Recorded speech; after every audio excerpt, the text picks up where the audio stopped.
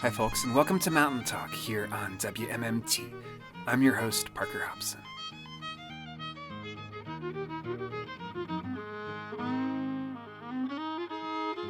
So, Appalachian culture is a storytelling culture. And for as many kinds of stories as you'll hear in the mountains, there's one that especially shines this time of year. And those, of course, are Haint stories. Tales of ghosts, spirits, apparitions, and close encounters of all kinds. In honor of Halloween, this week on Mountain Talk, we thought we'd share with you some of our favorite Haint tales and spooky stories told by local people from across the WMMT and Appalshop archives. We'll start out our show with a set of 3 stories, the first of which comes from Letcher County, from Nell Fields. Then we'll head to Knott County for a story about a bossy and, frankly, kind of critical ghost from Charlotte Ross. And then we'll hear about a spooky encounter with a mysterious blue light from the great Letcher County banjo player, Morgan Sexton. But first, Nell Fields of Cowan in Letcher County shared with WMMT this story back in 2011, which she said was one that her father, Oliver Winfield Meade, would tell. His parents were all regular Baptist, and he was raised up, and his mother had always taught and told him, that the Sabbath was holy and not to work on the Sabbath day.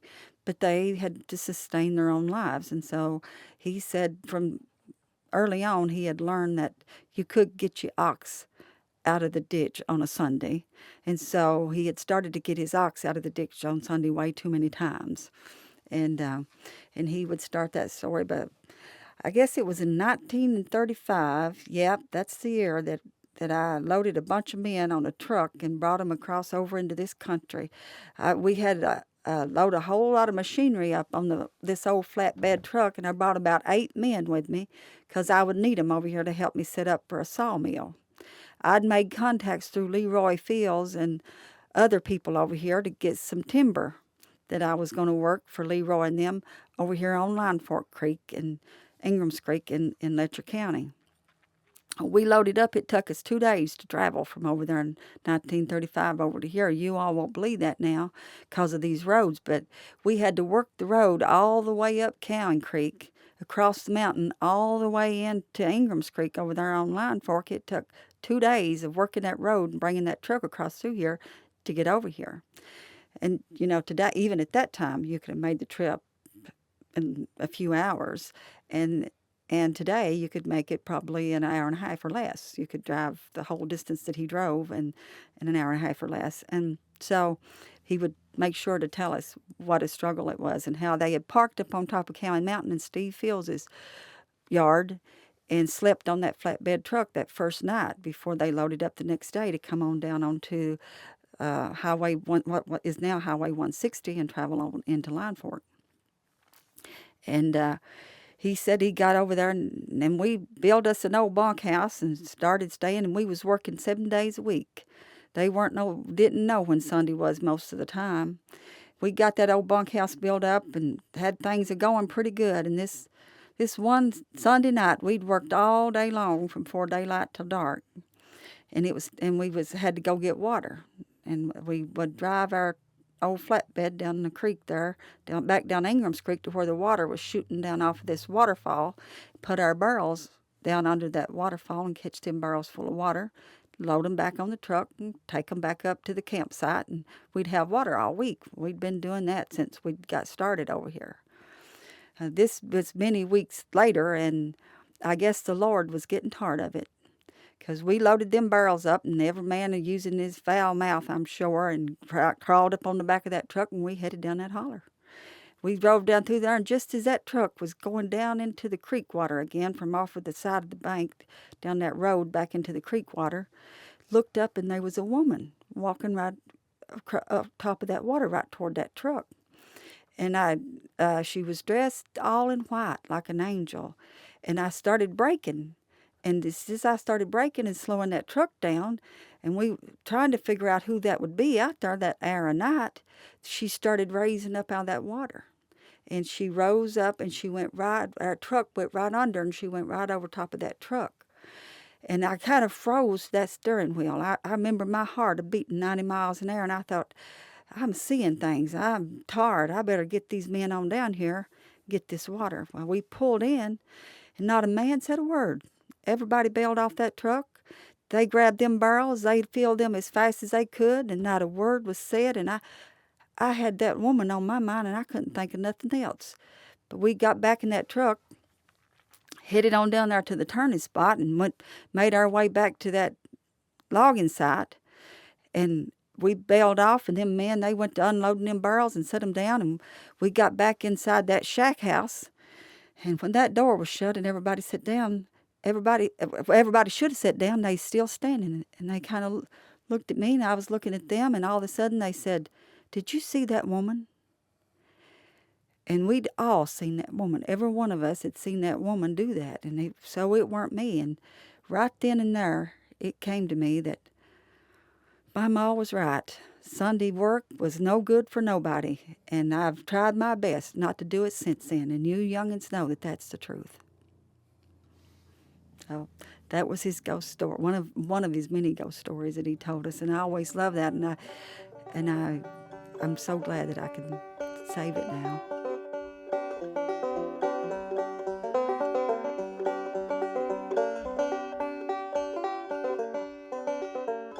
You know, a lot of people talk about ghosts and they're just scared to death of ghosts. And well, I saw one, only I didn't figure out till much later until all the adults had to convince me this was what was happening. It was right at the end of October one year, and it was early cold. It was unusual to have cold enough to have hog killing. Mm-hmm. And of course, when you have hog killing, the whole house and yard is just working alive with people that they've come in.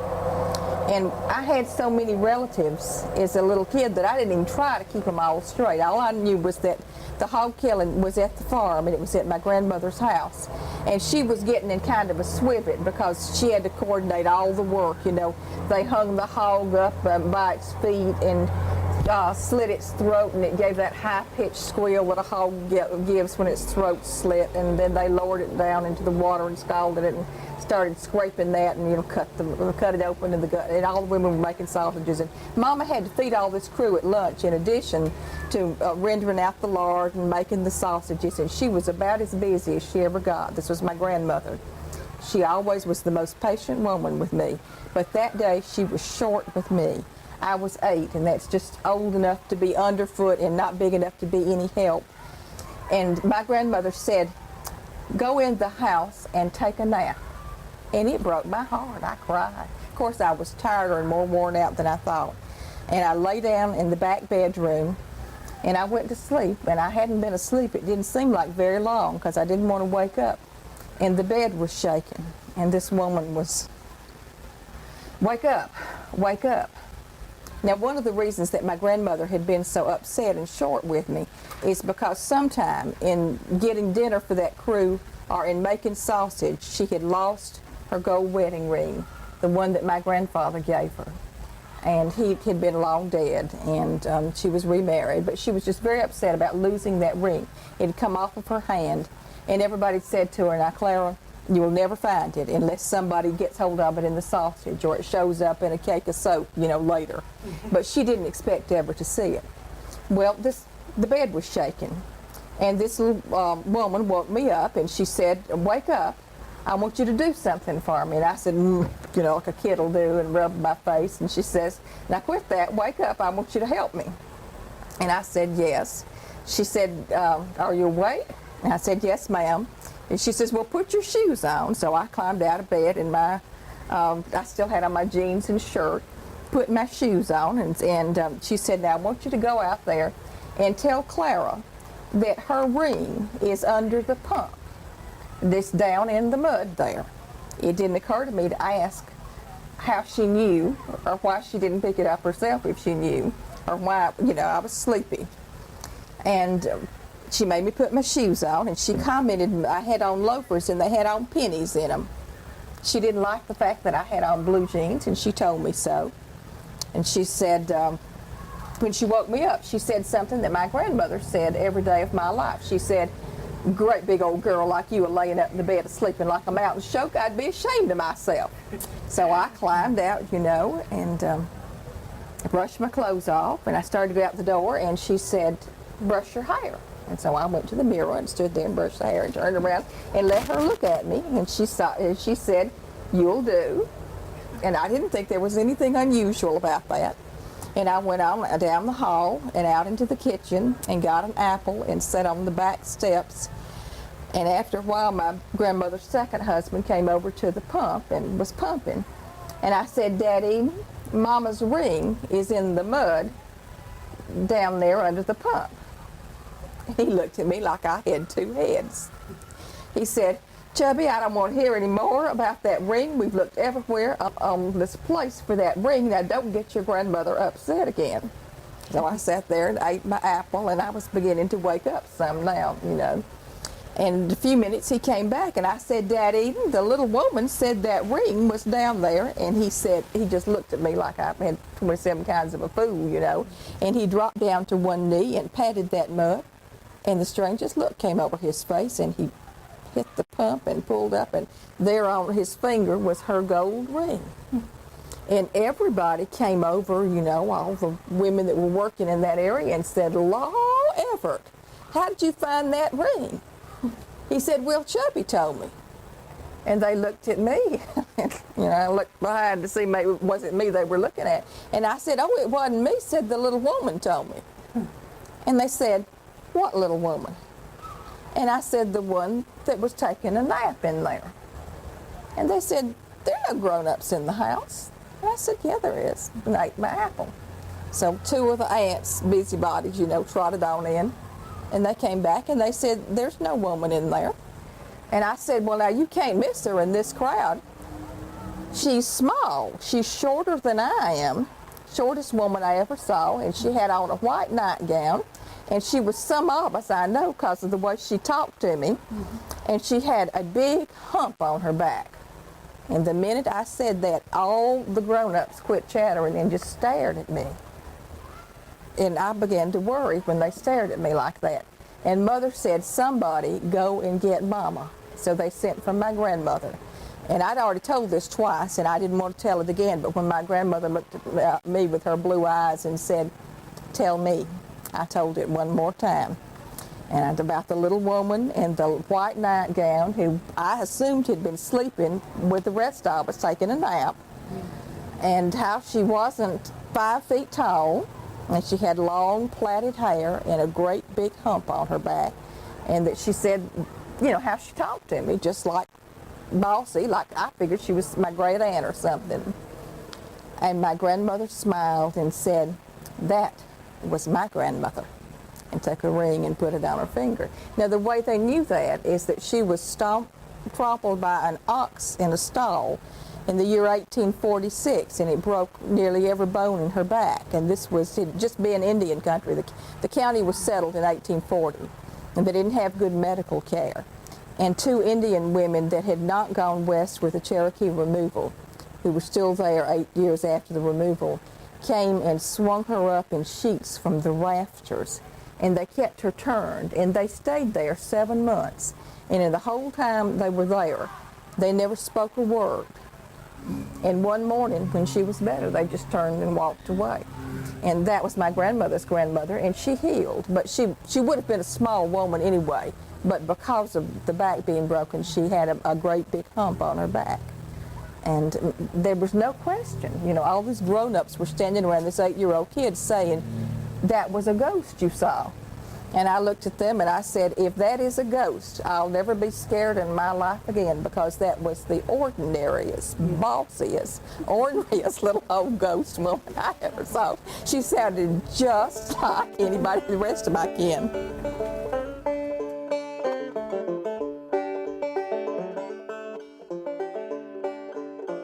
Well, my cousin was, and they go up and down the road there where I was raised at, across a point, they call it Rocky Point there, and they said every time he go across there, you see somebody following him dressed in white, didn't have on no head or nothing.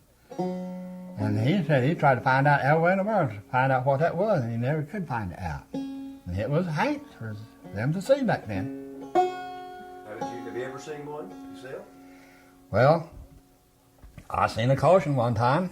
It was a warning to me. It was a warning what it was. First run liquor ever I put up.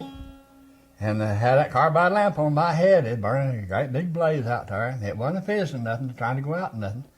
Okay, I looked off down the holler. There was a light as blue as an indigo, as have you looked at. And I lit my light back up and went out again. Lit it back up and went out again. Well, I just never tried to light it back up no more. I stood there and watched that light that went just bluish, went plumb out of sight. It just faded away it did. I lit my light back up, burnt as good as it ever did. That was a warning to me to not to make any liquor. I didn't take heed to it. Yes, sir, they were Haints and strange sights to be seen in.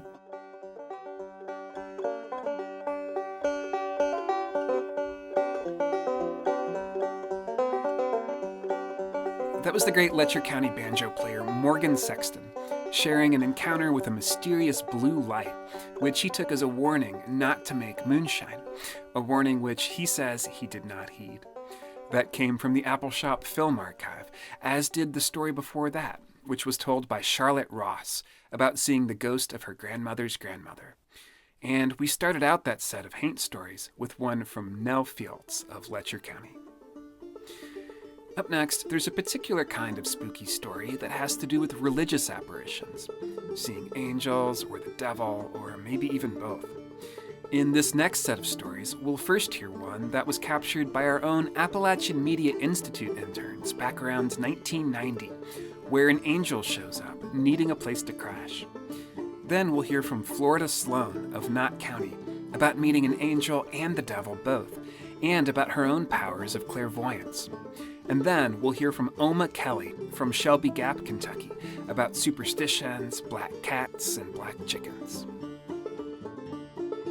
It was having church, and it was just about the nick of time that integration was fixing to enter the door. And there was a man lived over in Virginia, and he got saved. And the ratio that lines in was hard drawed against the black and the white. And they didn't have too much to do with white, colored. The white and the colored didn't have too much to do with each other. So he got saved. And he told the Lord, he said, Lord, I'll do anything that you want me to do. Anything. Well, you can tell God that. And when you tell him that, he gives you some time. So, he waited about 2 years before he tested him. And then one night in Virginia, it was the coldest night that ever was. And there come a knock at the door. This man knocked on the door.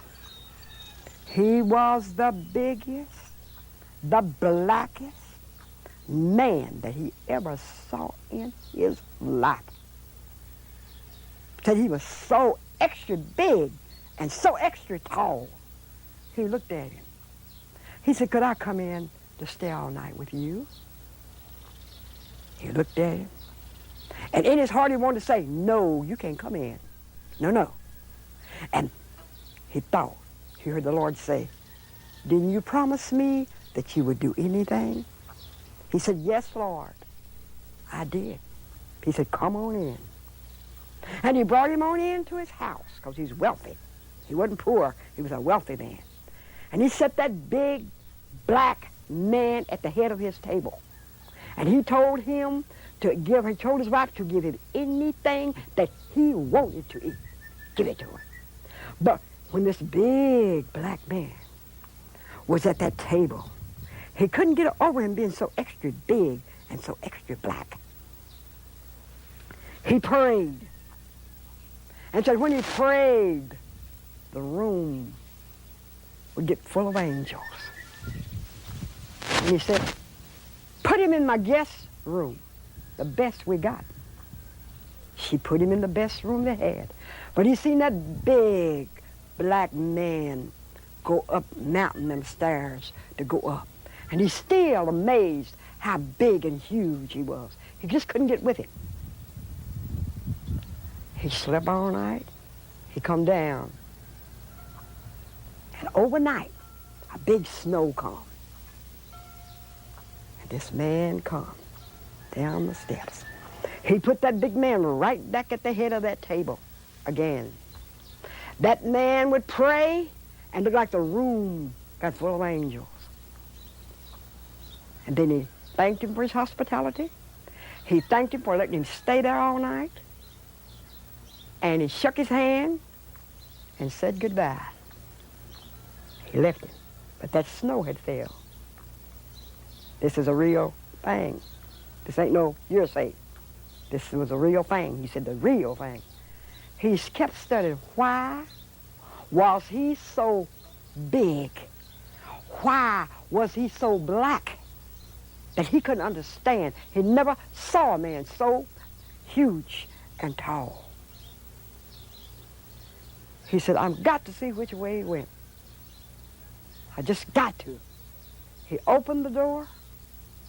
He looked at the door. Not a track.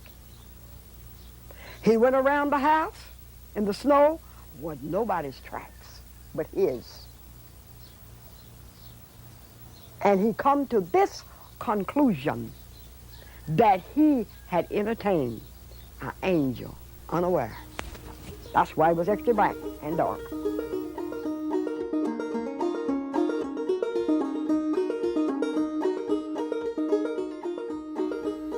And a lot of people don't believe in seeing things. I could tell some things that would, I know ain't nobody would believe it, but it's true. One time when we lived in Trace Branch, as before Austin died, why, I'd worked all day and I was very tired. I went in to lay down, and you wouldn't believe it. I looked up and there was a devil come and got right on me. And I just felt evil. I felt paralyzed. It was a funny feeling I had. It just went all over me. And I felt dirty, and I even could smell the devil.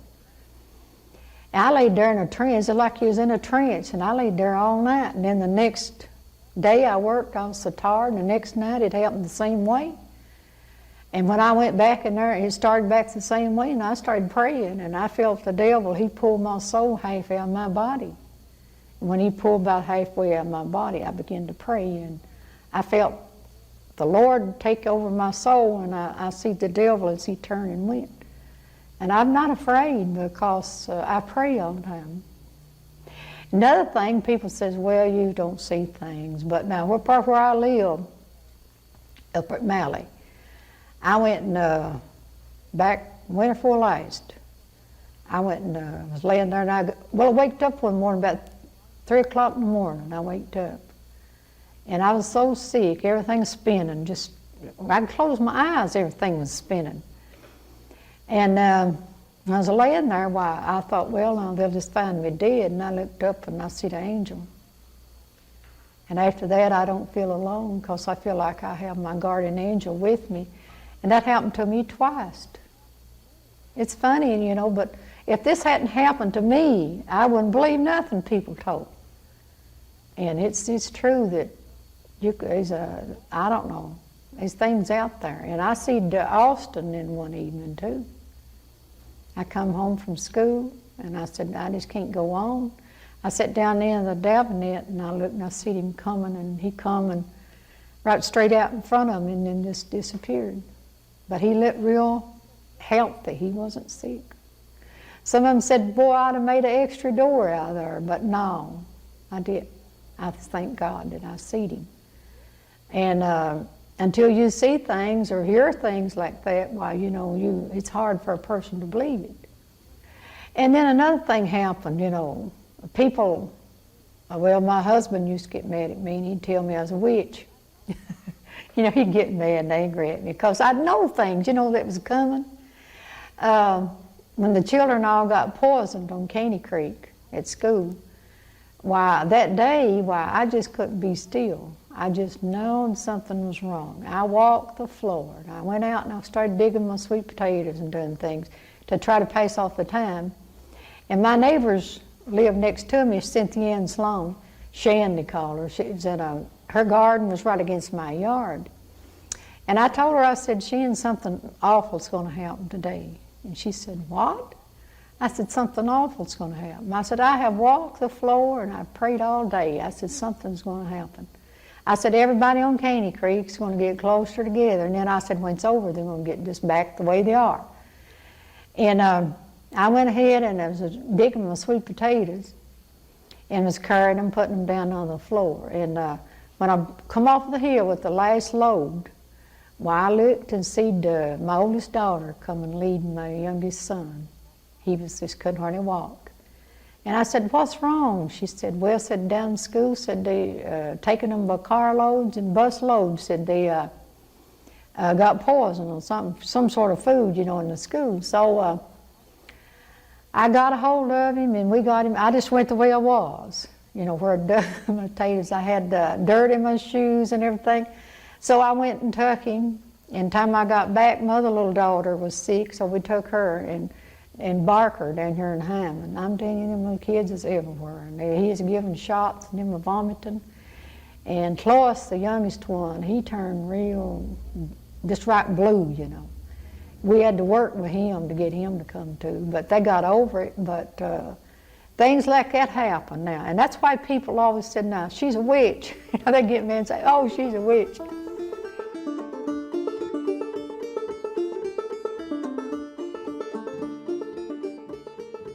Believe in superstition, don't you? Yeah, I do. Well, if you do, why do you believe in it? Because I've tried things, and I know. Well, did anything ever happen, or did you ever have anything to happen to you that really come true about superstition? And if it did, tell me something about it. Yeah. About the shingles I was telling you about a while ago. You can get a black cat and cut his tail off and take the blood and put it around them shingles. Mm-hmm. Or either a black chicken's toe, cut it off and put it around them. And that'll stop the shingles from going around you or either around your neck here. Well, Grandma, what is a shingle? Well, it's them big blisters will come. These big blisters will come and come around you, you know. Well, Make you all sick. Well, sure enough, when you had shingles, what did you use, a black cat or a black chicken? A black chicken. Well, and they put it on it and it did get well? Yeah, put it around it. You have to go plumb around it, and that'll kill it. Stop it. Well, Grandma, you told me something else a long time ago that seemed pretty superstitious about a black cat. Could you tell me something about that now? Yes, I can, Fetus. I went down in camp to get some medicine for him. And as I come back, a black cat run in front of me. And that went all over me, and 2 days after that, he passed away. And I always believed him. And this was your little boy, Mel? Mel. Yeah, it's Mel. Well, Grandma, you know, it seems as though black animals is almost the topmost thing in superstition. So, you know, like the black cat and the black chickens and this, is there something else you can think about? Why, yeah, you get 9 grains of corn. And you have to pick it in the hearts of that corn, the blood. Throw it over your head. And a black chicken. When the black chicken eats the corn, does this make the warts go away? Yeah, the warts will go away. And you really believe that the warts really would go away? I've seen it tried. Well, it must be true then. Yeah.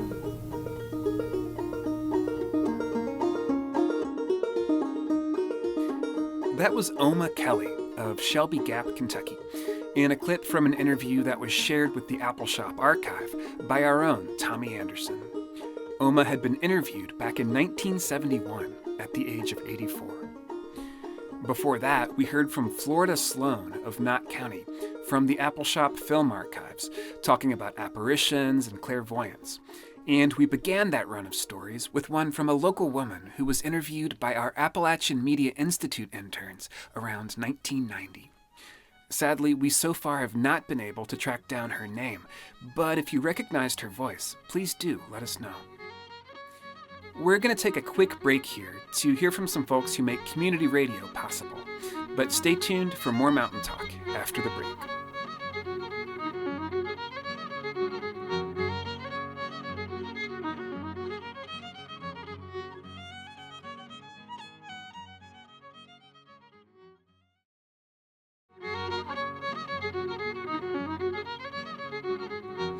Welcome back to Mountain Talk. I'm Parker Hobson. Today on the show, in honor of Halloween, we're sharing with you Haint tales and spooky stories told by local people from across the Appalshop archives. And up next, we'll hear from one of the giants of Appalachian storytelling, Ray Hicks of the mountains of North Carolina. Over the course of his life, Ray brought Appalachian stories to the world and was even named a National Heritage Fellow for his storytelling. Here at Appalshop, our very own record label, June Appal Records, put out an album of Ray's stories called Jack Alive in 1989. And for the second half of our show today, we turn things over to Ray Hicks to tell the story The Witch on Stone Mountain from that record. Well, now this here is true. With Ray and my dad and my real buddy passed away a few days ago, and I didn't know it till just about a week or two ago. He'd been crippled a long time, and he was the one that I'd went around with so much, and we treated one another so good. That was about in 1933 or 4. And so, with the living here, and all them kids, Mama come out, stepped out of the kitchen, and she says, Nathan, and Dad had bought an old 28 model Chevrolet truck. It was a ton, had them 4-cylinder motors in. God, them would run with an underdraft carburetor. Gosh, what a running motor. And so, she says, you better take Ray to drive that old truck and go to the Stone Mountain and pull some gaylac. Said, I've owned just pretty close to the last of the flies, and the meal's nearly gone. Gaylac now, at that time, was a bringing, ones up here was 20 cents a thousand. And the Stone Mountain gaylac, they'd give 10 cents more, was 30. Count is thicker growed in that lime country. She baked up part of that flour of some biscuits, or we called them a lot of time cat heads. A good brown cat head. And then we took about a peck of mashed potatoes with us. We just called them taters at that time. And I do on to speak both of you, mashed potatoes. And we couldn't hardly raise a sweet potato up here. And so he'd better ship in a few coon dogs and make a little. Maybe ship a coon dog the way he bought it and make $3 or $4 or $5 on it sometime. Off down in them there swamp coons. Down in the country, they had a coon off there they called the swamp coon. And said plenty of them and wanted dogs to help catch them up. Said couldn't raise a chicken, nothing. Them my swamp coons would come in and eat all the chickens out, diddles. And so he bought that dog of a fella down here on the hill. And he had bought it of somebody in his half bulldog. And its mouth was about that broad, and God, if you didn't keep that dog tied, he'd eat people up. And there is no way to make hardly friends with even you yourself, or you got acquainted with it if you done it a little or a little bit bad, he'd remember it next time and come in on you. Feeding it wouldn't me if I didn't watch. You had to treat him right. You was a dog. Wasn't a female, you was a dog.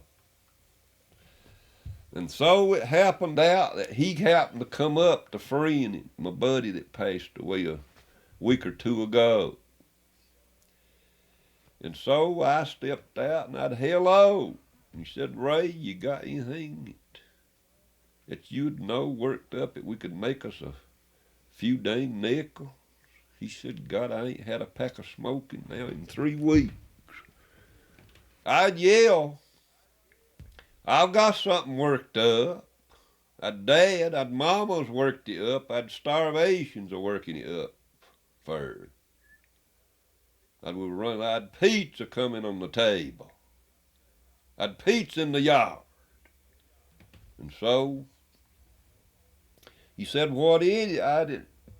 Mama's told Dad we're going to have to take the old truck and go to Stone Mountain and camp out and pull gaylac. Well, he said, you reckon you'd let me go along? He said, I'd like to pull a few, and if I can pull any and get me a little money, I'd yell, Dad'll let you go along. So we got rigged up, and tied that dog up in that old truck bed, put the peck of potatoes all in the gunny sack, and the coffee that he'd took to boil, and the biscuits in the flour sack. And we got over to my sister, oldest sister's up Beaver Dam, Pick Britches, lower end of Pick Britches. They call it Mountain Dale anymore, where they built a church up in there few years ago, about 30-some years ago, I guess, and named it Mountain Dale. But it was called Pick Britches at that time, yeah. And so we left the truck. The road got so rough till you couldn't make it. Wouldn't have more than made it with a wagon, and a team washed out. So we walked, and here's around, I guess, we walked 3 or 4 miles up that mountain to get into the Tennessee, crossing the Tennessee side. And so we got across on the Tennessee side, and Dad had been in there in the time when they rode the covered wagons and pulled gaylac. And he knowed where there was a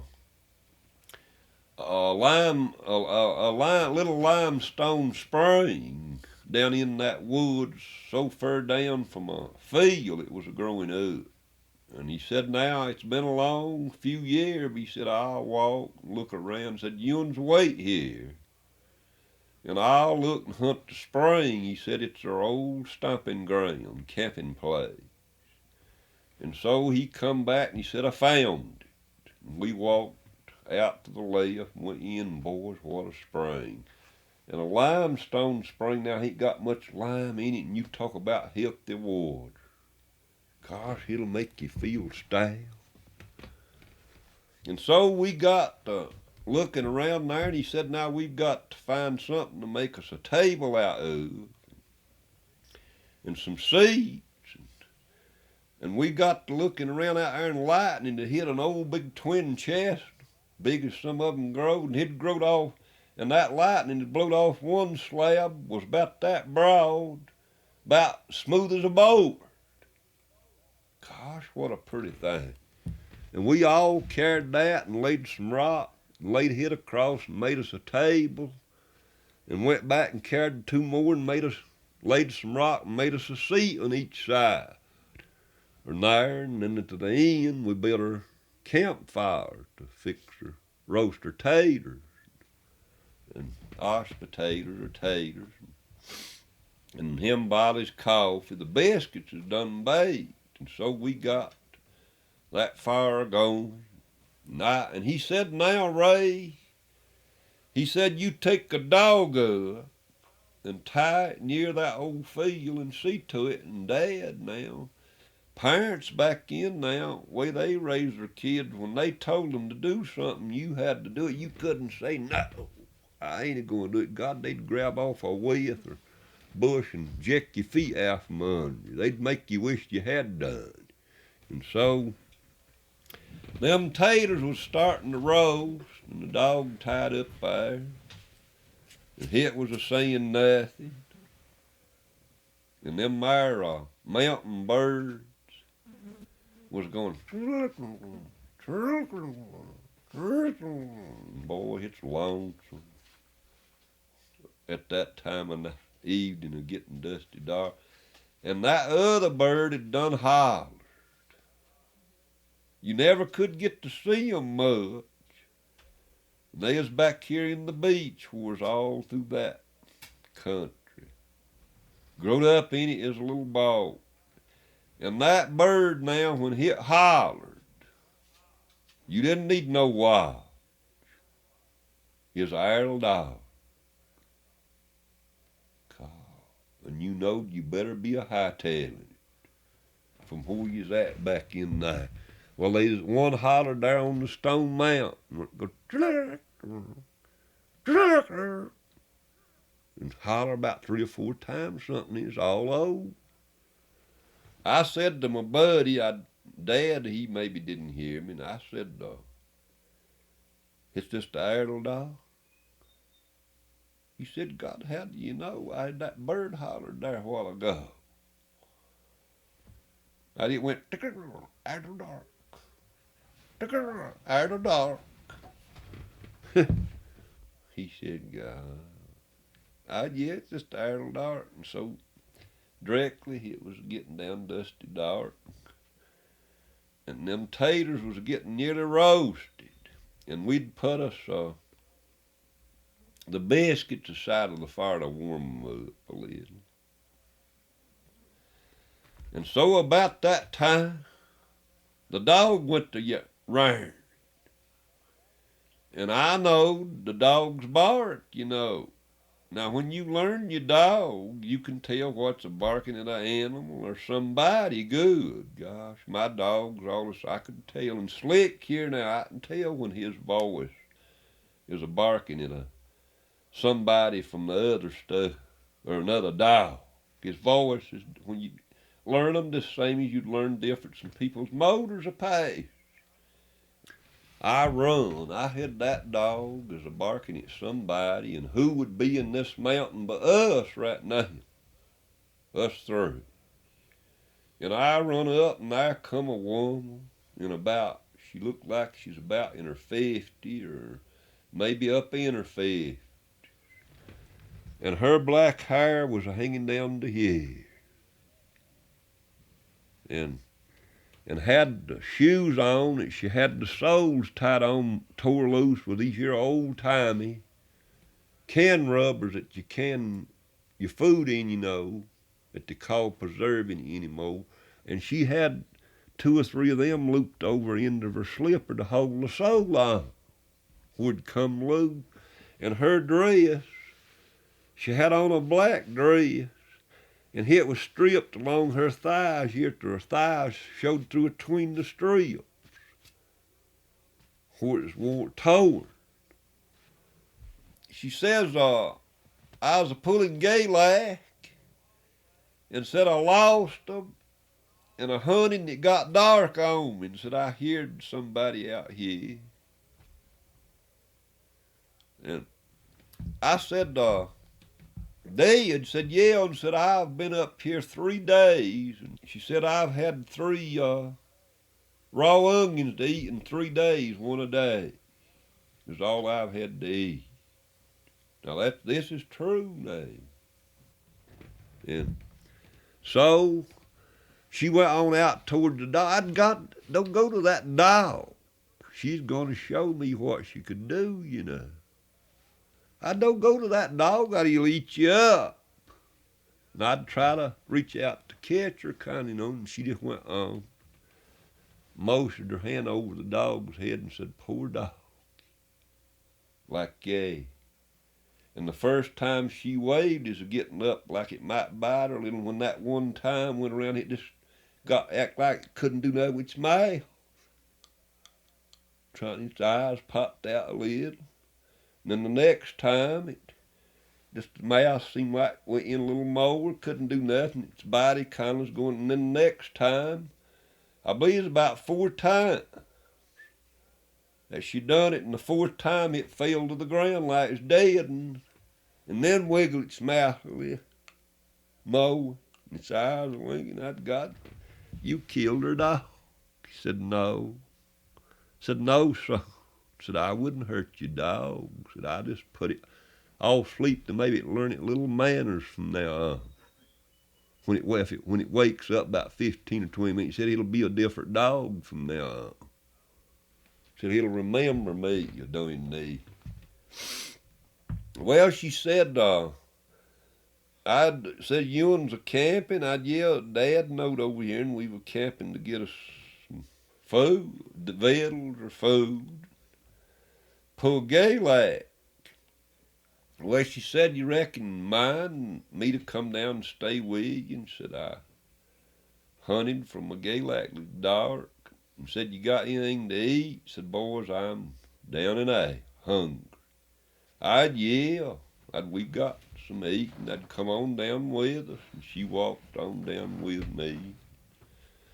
I told Dad I'd hear a lady or woman I run on up there on the dog, and he shook hands with her and told her to sit down and make herself at home. And so directly he ruck the taters, checked them, ruck them out, and give her one. She'd peeled it, and we went to eating. I got me one and was peeling and went to eating. About that time, we was sitting there eating. Yeah, we tucked a little salt to salt her taters with. And she looked around and said, son, said, look up yonder, your dogs are coming to now. And it was the wobbling around there and a staggering directly about a minute or something. Is all right. Said, I told you, I just put it off sleep for 15 or 20 minutes, and that's about what it'd be. And so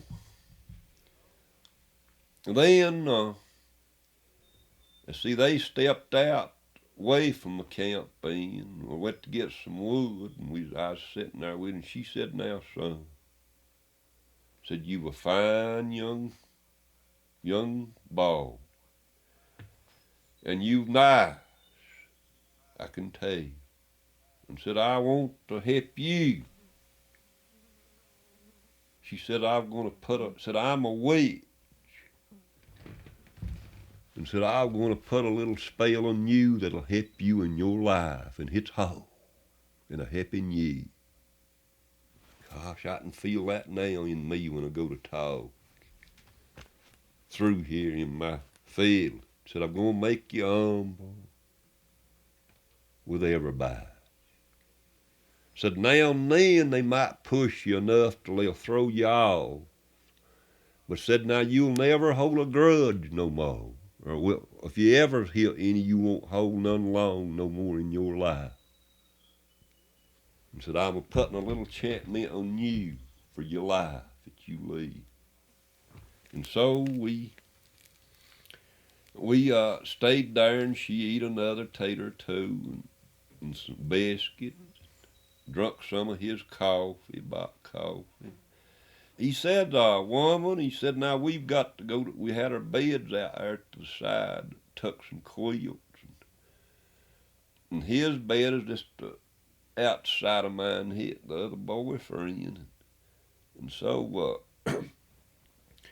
we went to bed and got out there, and we took the matches, was feared it might rain up in that mountain, and put them under I put them under an old chestnut tree bark where it died with that on there, yet the bark just pulling out, so if it rained, they wouldn't get wet.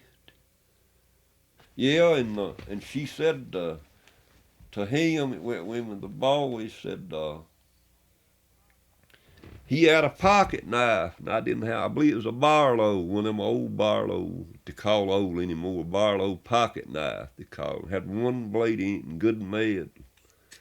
And she said, could I keep your knife to eat the rest of the taters with? We'd left some.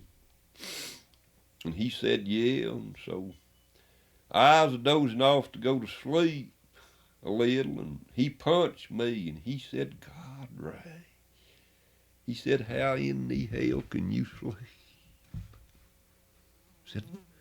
He said, there's a damn witch out there.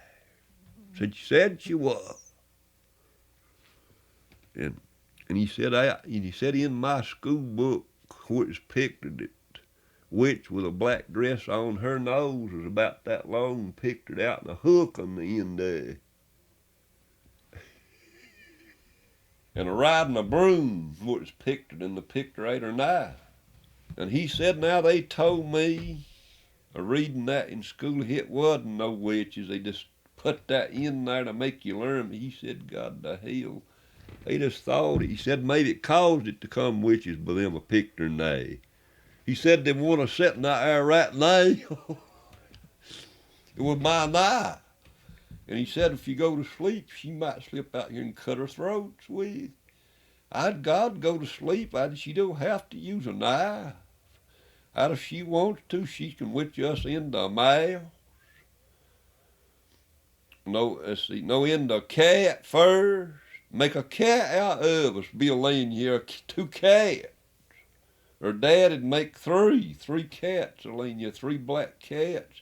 And then I'd time more and she'd witch us into a mouse, and we'll stay a mouse. And when she gets us into a mouse, it ain't no way to break a chant, man. As long as if in a cat, if somebody come along, it could out her and every trick could get us back what we is. But if she gets us in a mouse, it's dum. We'll stay a mouse on and on. He said, God, I didn't know that. He said, God, that's that's right. And I'd got to be quiet. She might hear. I don't get her steered up.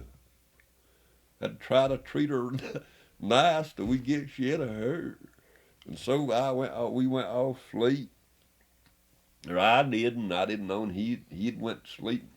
It'd come a rain on up in the night, and I woke up, and between us and the quilt, we had one spread on the ground with leaves ruck up under it, and then to keep the dampness off what we could, and then spreaded the other one over top and put leaves in it to make it warm with the chilly of the nights in the fall of the year. And so it'd rain, and between us, in them leaves on top of that quilt, and fell down there, and here's about 10 or 20 gallons of water between us, soaking through the quilt on us. God, that's a bad feel. Soaking in on her body. Dad hollered. He'd woke up in it and hollered and said, Ray. He said, get up and see if you can find that campfire and get a fire started. He said, I'm cold and drowned. He wasn't going to face that woman out there. God knows. And I know my boyfriend had not faced me, so I said, I know I dread it, but with Dad I've got to try. And I crawled out in his darkest dungeon, and his foggy, drizzling the rain ye up on that man. And so I crawled and felt and found that chestnut tree that had them matches in it, and found them. And I got one out, and it got damp, and I struck it. Everything was wet. I struck it on my overhaul butt, and the head flew off of it. I struck a second, and it flew off. Oh my God. And maybe we got it. And I happened to think what had been trained. So I felt on my hair, and my hair ain't wet to the scalp. I hit it, dried it out a little, and I got the third match. Took a hit of it, held it right down into the scalp and rubbed it right slow to dry air in the hair like that. And I struck her and she went off.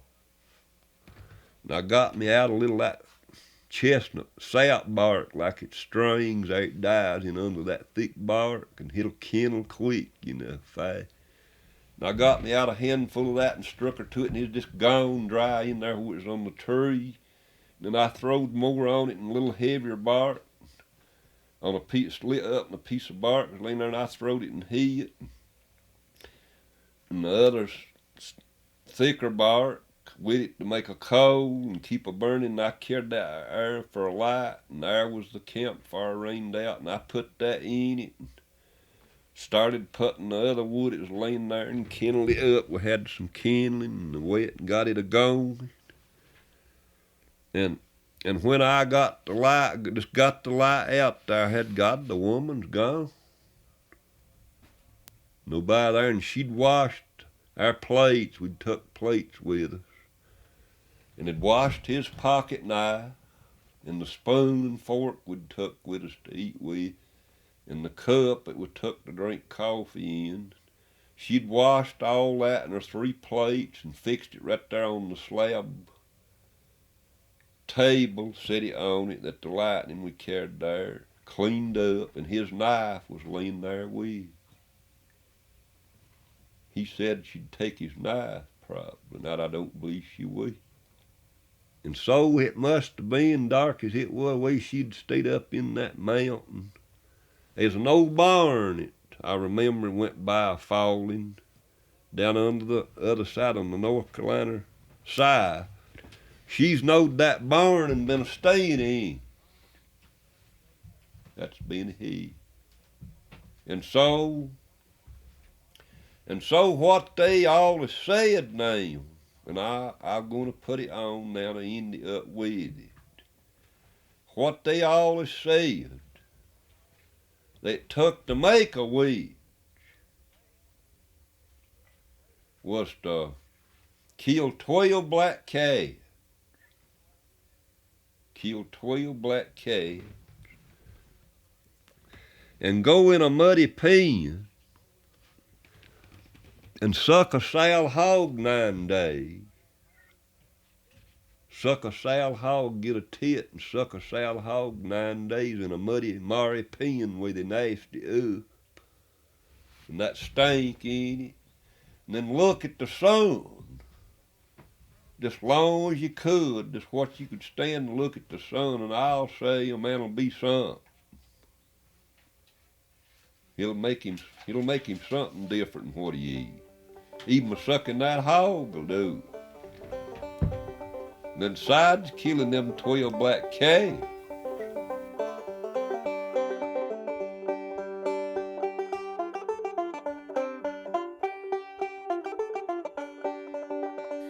That was North Carolina master storyteller Ray Hicks giving a recipe for how to make a witch and telling the story The Witch on Stone Mountain, which came from a whole album of Ray's stories called Jack Alive that we here at Appalshop put out on our June Appal record label in 1989. And that'll do it for today's Halloween edition of Mountain Talk. As a final note here, much of the audio you heard in the first half of today's show came from videotapes in the Appalshop archives that were seriously damaged in the 2022 flood.